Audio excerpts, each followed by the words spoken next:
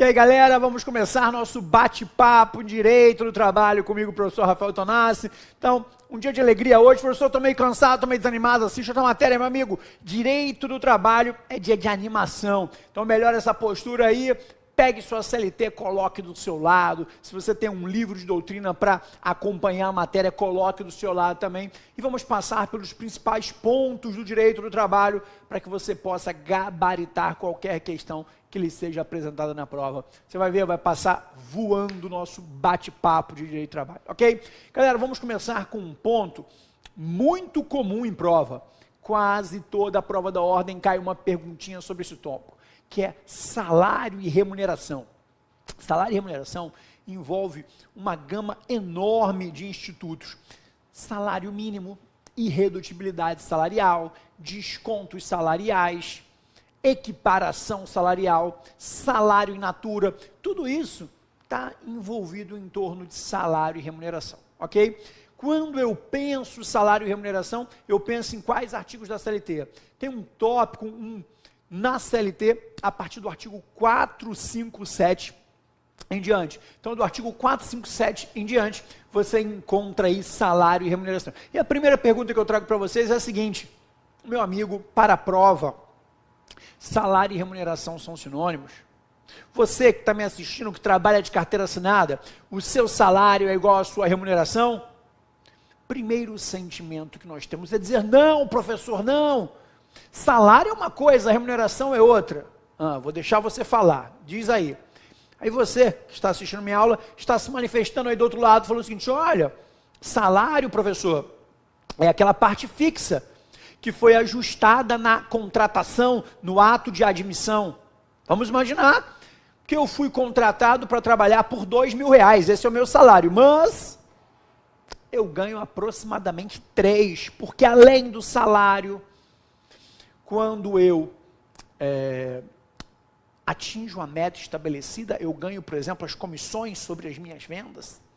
Quando eu faço horas extras, eu ganho o adicional de horas extras. Se eu trabalhar em local insalubre, eu ganho o adicional de insalubridade. Se eu exerço função de chefia, eu ganho gratificação de função. Tudo vai variar mês a mês, mas eu ganho em torno, tem mês que 3.100, tem mês que 3.800, se eu trabalhar à noite, eu tenho adicional noturno. Existem algumas parcelas, professor, que são variáveis.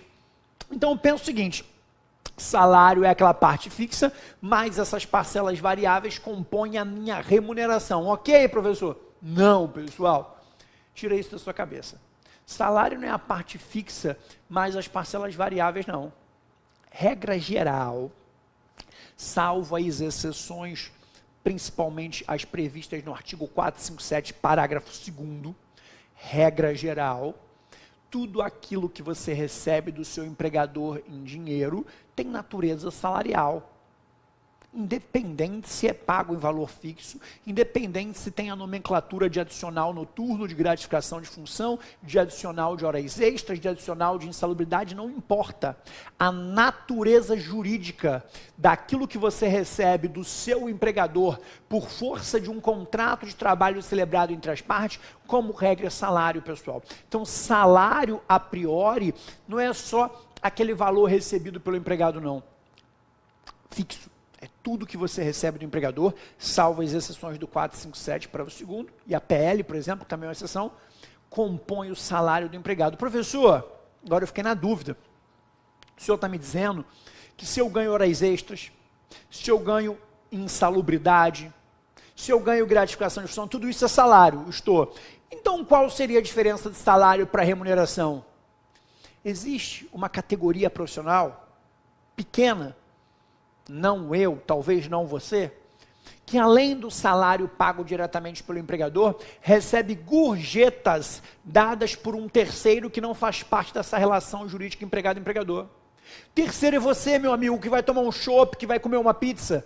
Aquela gorjeta cobrada na nota de serviço culturalmente no Brasil de 10%, ou dada espontaneamente quando o manobrista busca seu carro, que você dá um dinheiro para ele, não importa se é cobrada a nota de serviço ou fornecida espontaneamente, a gorjeta, somada ao salário, compõe a sua remuneração. Está aí a diferença. Professor, euzinho aqui, eu não ganho gorjeta. Eu também não, meu filho. Professor, ninguém dá gorjeta, professor. Então o meu salário é igual à minha remuneração. Agora, se você que está me assistindo é um garçom e recebe um salário fixo do restaurante de R$1.000, e além dos R$1.000, recebe mais R$2.000 de gorjeta em média por mês, o seu salário é 1.000, mas a sua remuneração é 3.000. Porque a gorjeta mais o salário compõem a remuneração. Se você não ganha gorjeta, que é o que acontece com 95% dos brasileiros, aí salário e remuneração são sinônimos. Vamos dar uma olhada no artigo 457 da CLT Caput. Olha o que ele diz. 457. Compreende-se na remuneração, deixa eu botar meu marca-texto aqui. Voltar. Compreende-se na remuneração do empregado para todos os efeitos legais, além do salário devido e pago diretamente pelo empregador como contraprestação do serviço, as gorjetas que receber. Então, nós chegamos à conclusão que remuneração é igual a salário mais gorjeta. Professor, eu, assim como o senhor, não recebo gorjeta. Não existe cultura no nosso país, não que seja legal, mas não é cultural isso. Quando acabar a aula, o aluno vinha apertar minha mão, poxa, professor, foi a melhor aula de trabalho que eu tive, toma R$20 aí, toma R$50. Isso não é cultural no nosso país. Então, eu não recebo gorjeta. Você que está me assistindo também não recebe gorjeta. Então, olha, se você não recebe gorjeta nem eu, remuneração é igual a salário. Tá? A diferença de salário e remuneração vai ser para os profissionais que ganham gorjeta. Se você não ganha gorjeta, meu amigo, o seu salário é igual à sua remuneração. Então já ficou claro isso para a gente, tá? É o artigo 457 Caput. E aí eu chamo a sua atenção ao seguinte: nós, recentemente, tivemos uma nova lei de gorjetas no nosso país, um pouco antes da reforma trabalhista. Essa lei de gorjetas, professor, mudou aquilo que eu tinha aprendido na faculdade sobre gorjeta? Não. A gorjeta continua sendo somada ao salário, compondo a remuneração. O que aconteceu é que os nossos governantes perceberam que, apesar da gorjeta ter que ser somada ao salário para compor a remuneração, a maioria absoluta dos restaurantes não respeitavam isso. Porque o dono do restaurante maliciosamente fingia que a gorjeta não existia. Porque se ele coloca a gorjeta no contra-cheque, ele teria que recolher encargos sobre esse valor. O garçom, por exemplo, que tinha R$1.000 de salário e 2.000 de gorjeta, ele teria que receber 13º sobre 3.000, férias sobre 3.000. O dono do restaurante tinha que recolher previdência sobre 3.000. Depósitos de FGTS sobre 3.000, ia ficar caro para o dono do restaurante. Então o dono do restaurante, culturalmente no Brasil, fingia que a gorjeta não existia e recolhia encargos só sobre o valor dado na carteira de trabalho no salário. O que acontece? A maioria absoluta dos garçons, quando dispensados por um restaurante, entravam na justiça. Não para receber a gorjeta de volta, porque essa ela já botou no bolso, mas para requerer os reflexos no 13º do período que ele trabalhou, nas férias, na previdência, no FGTS, no aviso prévio, nas verbas decisórias, em todas as demais verbas. E aí o que aconteceu agora? As gorjetas, elas realmente trazem reflexos para todas as verbas. E aí eu chamo atenção um detalhe para vocês, nós temos 4 exceções, antes de eu entrar nos novos parágrafos. Se você ganhar 1.000 de salário e 2.000 de gorjeta, seu 13º tem que ser sobre 3.000, suas férias sobre 3.000, mas o seu aviso prévio sobre 1.000. Por quê, professor? Porque aviso prévio é uma das 4 exceções que não incide gorjeta. Isso está na súmula 354 do TST. Olha a sua tela. As gorjetas cobradas pelo empregador na nota de serviço ou oferecidas espontaneamente pelos clientes, integram a remuneração do empregado. Então, a gorjeta, deixa eu botar o marca-texto aqui, as gorjetas integram a remuneração do empregado, não servindo de base de cálculo para as parcelas de aviso prévio, a primeira exceção, adicional noturno, segunda exceção, horas extras, terceira exceção, e repouso semanal remunerado, quarta exceção. Então, pessoal, nós temos 4 exceções, ia botar 4, mas vai ficar 44, 4 exceções em que a gorjeta não vai causar reflexo. Em todas as demais, a gorjeta incide reflexo. O aviso prévio paga só no que se refere ao valor que está na carteira de trabalho que é pago pelo empregador. As horas extras são calculadas sobre esse valor, o adicional noturno e o repouso semanal remunerado também. Há coisas que eu preciso que você entenda. Mas há determinados pontos que eu preciso que você decore, meu filho. E aqui não tem jeito, eu preciso que você decore súmula 354 do TST, as 4 exceções onde não incide gorjeta, porque eu já vi isso cair em prova e pode ser que caia na sua prova também, ok? Já decorei isso, professor? Vamos voltar então a falar que nós tivemos uma nova lei de gorjetas que não mudou. Mas o legislador, vendo que ninguém respeitava a gorjeta no país, que nenhum restaurante cumpria, criou uma lei para regulamentar a cobrança, a distribuição e o rateio das gorjetas. Então, as gorjetas, elas foram regulamentadas agora. O restaurante, ele vai poder, por exemplo, reter uma parte das gorjetas para poder recolher os encargos trabalhistas. Antigamente, o dono do restaurante, ele não apontava o valor correto na carteira de trabalho, incluindo as gorjetas, porque, poxa, eu vou ter que tirar do meu bolso a diferença de 13º, de férias, de previdência. Agora ele pode reter. Se é uma empresa de tributação diferenciada, ele pode reter 20% do que entra de gorjeta no restaurante para recolher encargos. Se é uma empresa normal que não utiliza a tributação diferenciada, 33%. Vamos dar uma olhada na nossa tela.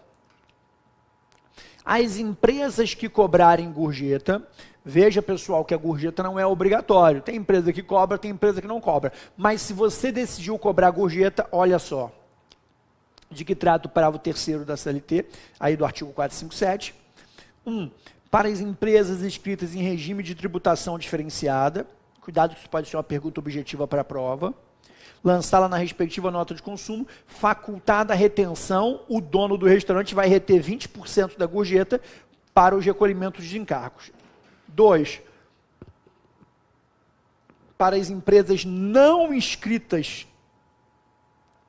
em regime de tributação federal diferenciado, lançá-la na respectiva nota de consumo, facultada a retenção de 33% da arrecadação. Então, cuidado, para uma prova objetiva, ele pode querer cobrar isso de vocês. Qual é o percentual que o dono do restaurante pode reter a título de gorjeta, ok? E aí vieram vários parágrafos aí regulamentando a gorjeta, esse que eu acabei de mostrar para vocês. Olha o parágrafo próximo, depois desse 14º, ó. E o inciso 3º daquele. Anotar na carteira de trabalho e previdência social e no contra-cheque de seus empregados o salário contratual fixo e o percentual percebido a título de gorjeta. Foi uma pergunta recente de prova. O empregador é obrigado a anotar o percentual da gorjeta no contra-cheque na carteira de trabalho? Sim. O empregador é obrigado a assinar a carteira de trabalho para os empregados? Sim. Ele tem prazo? Tem prazo, pessoal. Ele tem um prazo de 48 horas do momento da admissão para assinar sua carteira de trabalho e anotar o percentual da gorjeta existente, ok? Vamos continuar vendo alguns parágrafos dos mais importantes que foram elencados aí pela nova lei de gorjetas. A gorjeta, quando entregue pelo consumidor diretamente ao empregado, terá seus critérios definidos em convenção ou acordo coletivo de trabalho, facultada a retenção dos parâmetros do artigo 6º desse artigo. Então, a gorjeta poderá ter seus critérios definidos em convenção ou acordo coletivo, facultada essa retenção que nós acabamos de ver. Ok? Olha o 16º. As empresas deverão anotar na carteira de trabalho e previdência social de seus empregados o salário fixo e a média dos valores das gorjetas referentes nos últimos 12 meses. Não só o percentual você tem que anotar na carteira de trabalho, também quanto a média recebida. Se nos últimos 12 meses ele teve uma média de R$2.000 de gorjeta, tem que anotar. Esse empregado recebe 3, 4, 5, 10% a título de gorjeta e a média dele é de R$2.000 mensal. Ok? Questões burocráticas que poderiam ser cobradas a vocês. Cessada pela empresa a cobrança da gorjeta, de que trato para o 3º deste artigo, deixe cobrada por mais 12 meses, essa se incorporará ao salário do empregado, tendo como base média os últimos 12 meses, salvo estabelecido em acordo ou convenção. Vamos imaginar que o dono do restaurante, olha o que aconteceu, você veio trabalhar comigo, você ganha R$1.000 de salário e 2.000 de gorjeta. É por isso que você veio, porque R$1.000 é pouco para você, mas 3.000 está valendo. O dono do restaurante, um belo dia, quis fazer graça com os clientes com o seu dinheirinho, falando, minha clientela querida, a partir de amanhã ninguém é cobrado mais gorjeta aqui, vai ser só o valor da conta e eu vou tirar os 10% para atrair mais clientes. Só que beleza, é você que vai passar fome, que ganhava 3, vai cair para 1.000. O dono do restaurante até pode fazer isso, porque ele que é o dono do restaurante. Mas, se você tinha uma média de R$2.000 de gorjeta, estava recebendo aquilo pelo menos 12 meses, o dono do restaurante vai ter que começar a pagar do bolso dele, a partir de agora, aqueles 2.000 para você. Então, se o restaurante cessar a cobrança de gorjeta, recebido aquele valor por 12 meses, pelo menos, ele vai ter que dar do bolso dele aquele valor. Então, fiquem atentos a isso, tá? E uma outra peculiaridade, pessoal, é que com essa nova lei de gorjetas, foi criada uma comissão. Empresas com mais de 60 empregados têm que ter uma comissão para fiscalizar a cobrança, distribuição e o rateio das gorjetas. E o empregado que foi eleito para compor essa comissão vai ter garantia de emprego. Professor, essa garantia de emprego começa quando, termina quando, é para o titular e para o suplente? Aí, acordo e convenção coletiva de cada cidade vai definir isso. Os detalhes dessa garantia de emprego não tem como saber, porque vão estar previstos na negociação coletiva da categoria. O que você precisa saber é que, a partir de agora, empresas com mais de 60 empregados têm que ter uma comissão para fiscalizar essa gorjeta, e a minha empresa que não tem 60 empregados, aí vai utilizar a comissão criada pelo sindicato, ok? Vamos dar uma olhada nesse parágrafo 18 aqui. Para empresas com mais de 60 empregados, será constituída comissão de empregados mediante previsão em convenção ou acordo coletivo de trabalho. Então, isso aqui é que tem que ficar atento, que já caiu em prova, não de OAB, mas já caiu em prova de concurso. Ele quer saber quantos empregados o restaurante tem que ter para que seja criada uma comissão, 60 empregados, decorar isso aí, mediante previsão em convenção ou acordo coletivo de trabalho, para acompanhamento e fiscalização da regularidade, cobrança e distribuição da gorjeta de que trata o parágrafo 3º deste artigo, cujos representantes serão eleitos em Assembleia Geral convocada para esse fim pelo sindicato laboral e gozarão de garantia de emprego vinculada ao desempenho das funções para que foram eleitos, e para as demais empresas será constituída uma comissão intersindical para este fim. Então, quem não tem 60 empregados ainda vai utilizar a comissão do sindicato, ok? Então, vale a pena dar uma olhada na nova lei de gorjetas. E como que eu faço isso, professor? Eu vou pedir CLT muito grande. O que nós fazemos aqui? Nós vamos apontar para vocês aqueles artigos mais importantes para você ler, em que existe uma maior probabilidade de ser cobrado em prova. Como não tem como ler a CLT inteira, porque não é só direito de trabalho que você faz a prova, eu me coloco no seu lugar, você tem que estudar civil, você tem que estudar penal, você tem que estudar tributário. Professor, me deu o caminho das pedras, me deu um atalho aí. Então eu vou dar alguns artigos mais importantes que têm uma maior probabilidade de ser cobrado em prova. Por exemplo, como nós estamos com uma nova lei de gorjetas, eu preciso que você passe os olhos nos parágrafos do artigo 457. Ah, professor, eu não tenho como decorar tudo. É muita coisa. Não precisa decorar tudo, pessoal. Só passar os olhos. Porque quando cair uma questão em prova, a opção A você nunca ouviu falar. A opção B nunca ouviu falar. A C você já leu em algum lugar e a D você nunca ouviu falar. A resposta é C, vai sem pena. Você não lembra se é um artigo, se é uma súmula, se é uma orientação jurisprudencial do TST. Fato é, você já leu em algum lugar. Então, nós não estamos combinando aqui que você precisa decorar todos os artigos que eu te passei. Estamos combinando que os artigos mais importantes você vai anotar no seu caderno e você vai passar os olhos nesses artigos. Lê os artigos sozinho, porque estudo é algo solitário, é algo individual. Vou passar os olhos nesse artigo, certamente eu vou conseguir salvar uma questão de prova aí. Então, muita atenção com relação a esses artigos agora, aos parágrafos do artigo 457. Porque dos parágrafos do artigo 457, você é capaz de salvar uma questão de prova. Atenção com relação a isso, ok? Uma outra coisa que eu chamo sua atenção é o seguinte... deixando as gorjetas para trás, agora que nós já combinamos que você vai passar os olhos nos parágrafos do artigo 457, porque eles são novos, foram incluídos recentemente. Professor, eu estou com uma CLT desatualizada, estou sem grana para comprar agora para a prova. Entra no site do Planalto e veja no site do Planalto. CLT, site Planalto, que é o nosso repositório oficial de leis. Então você pode botar metade da janela do seu computador com a minha pessoa falando e a outra metade com uma CLT atualizada. Quando eu falar de um determinado artigo que você quer passar os olhos, pausa o seu professor, porque aqui é você quem manda, você tem o controle remoto na mão. Numa aula presencial, você não tem o controle remoto do professor, você não pode calar o seu professor. Aqui você me cala e abre a janela da CLT, passou os olhos no artigo 457, seus parágrafos, voltou para a sua aula. Assim você, quando terminar essa aula, você está completamente preenchido de informações sobre esse tema e pronto para acertar qualquer questão, porque você já vai assistindo a aula e estudando ao mesmo tempo, ok? Além das questões referentes às gorjetas, que eu vou pedir para você passar os olhos aí, nós combinamos isso, fiquem atentos a uma outra coisa. Nós estamos acostumados, pessoal, a entender que o dinheiro dado pelo empregador ao empregado tem natureza salarial. E aí você tem que ter cuidado com umas exceções, que está lá no parágrafo 2º do 457, que você se comprometeu a ver comigo, que são as diárias para viagem, ajuda de custo. Você já leu isso no parágrafo 2º do 457. Só que o examinador, ele é bom ou ruim? Examinador é maldito. Ele sabia que você ia ler o parágrafo 2º do 457. Então ele queria mais, ele queria ir mais profundo. Ele trouxe um outro tema que não tem natureza salarial e que você precisava saber. A PL ou PLR.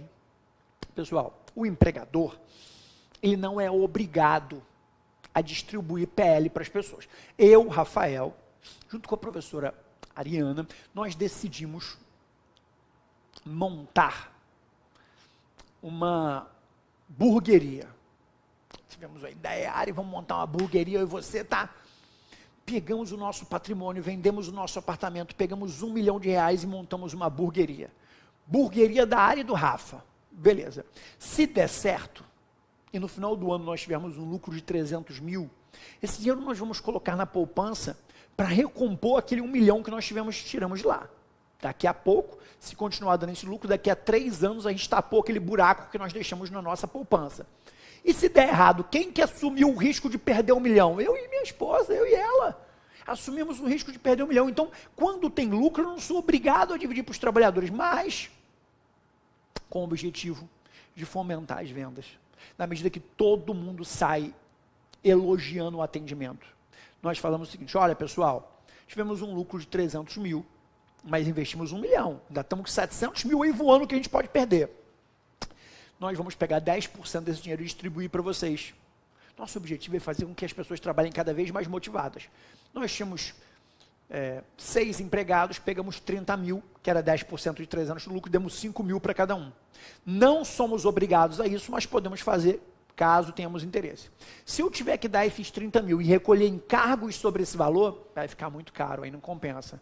Para incentivar o empregador a fornecer a PL sem que houvesse encargos sociais, a lei que regulamentou a PL, anota aí, lei 10.101/00, 10.101/00, em seu artigo 3º, disse expressamente que participação nos lucros não tem natureza salarial e não incide sobre nenhum encargo trabalhista.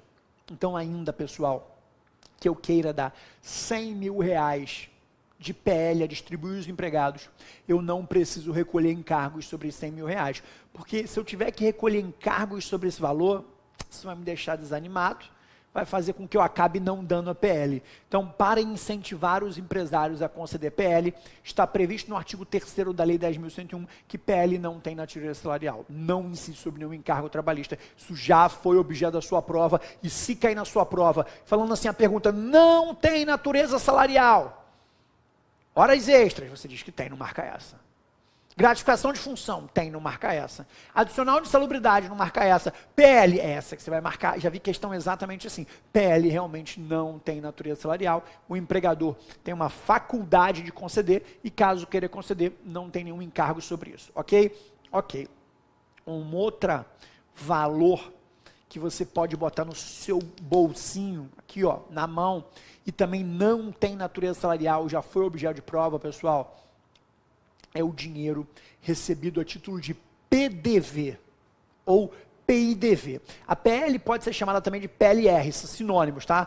PL, participação nos lucros, PLR, participação nos lucros e resultado, dá no mesmo.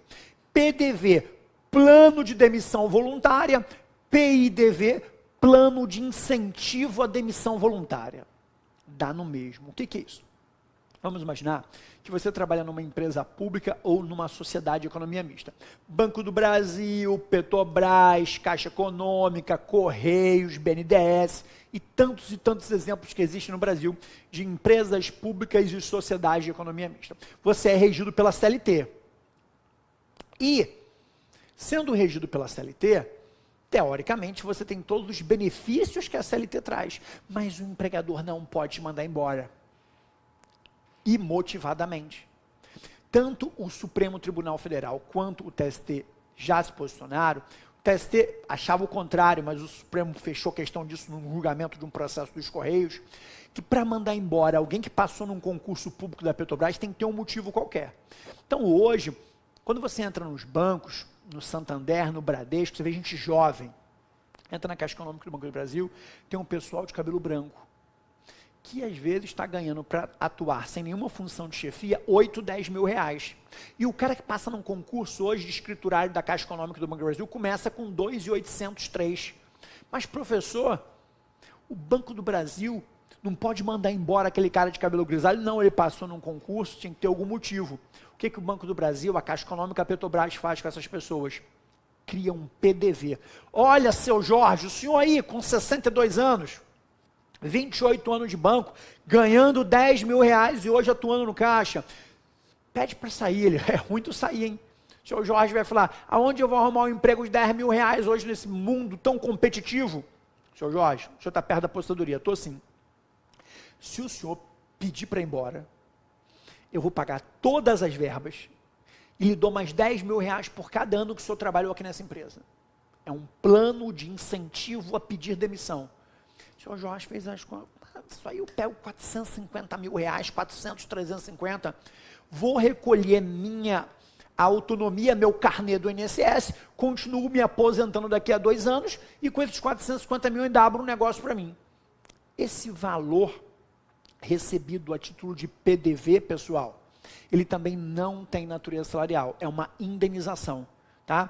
Então, se você recebeu um valor porque passou a participar de um plano de demissão voluntária ou de incentivo à demissão voluntária, não tem natureza salarial. Já que falamos do plano de demissão voluntária ou de incentivo à demissão voluntária, lembrar que agora, esse valor que você recebe, fruto de uma negociação coletiva onde ficou estipulado que ao pegar os 450 mil, o seu Jorge da quitação ampla e restrita quanto ao antigo contrato de trabalho, se você aderir a isso, você depois não pode mais processar a empresa, hein?